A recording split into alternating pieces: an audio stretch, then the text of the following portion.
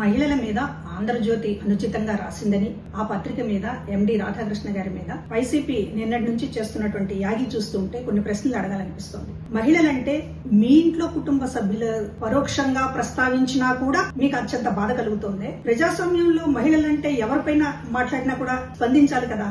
భార్యల మీద మాట్లాడారు అని, అది కూడా మీ చేతగానితనాన్ని ప్రశ్నించినందుకు రాజధాని మీద జగన్మోహన్ రెడ్డి గారు ఏది పలకమంటే అది పలుకుతున్నారు అనేటటువంటి ఒక పోలికని తీసుకొస్తేనే పరోక్షంగా మీ కుటుంబ సభ్యులని మహిళలను అన్నారనేటటువంటిది మీరు రోడ్డు మీద పడుతున్నారే.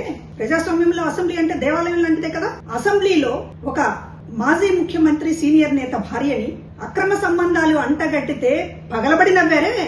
అప్పుడు మీకు మహిళల గౌరవం గుర్తుకు రాలేదా? కన్న తల్లిని బూతులు తిట్టి సంబంధాలు అంటగట్టితే స్పందించలేనటువంటి వాళ్ళు భార్యల్ని ఏదో అన్నారని, అది కూడా భార్యల్ని డైరెక్ట్ గా ప్రస్తావించకపోయినా కూడా భార్య అనే మాట ఎత్తితేనే తమ భార్యల్ని ఏదో అన్నారని ఉలికిపాటు చెందుతున్నారే. మీరేమన్నా రాచరికంలో ఉన్నారా? ప్రజాస్వామ్యంలో అందరు మహిళలు సమానమే. రాజులకి మాత్రమే, కన్న తల్లి కూడా కాదు, భార్యనంటేనే కోపం వచ్చేది రాజులకు మాత్రమే వస్తుంది, రాతి యుగపు మనుషులకి మాత్రమే. మీరు రాచరికంలో ఉన్నారా?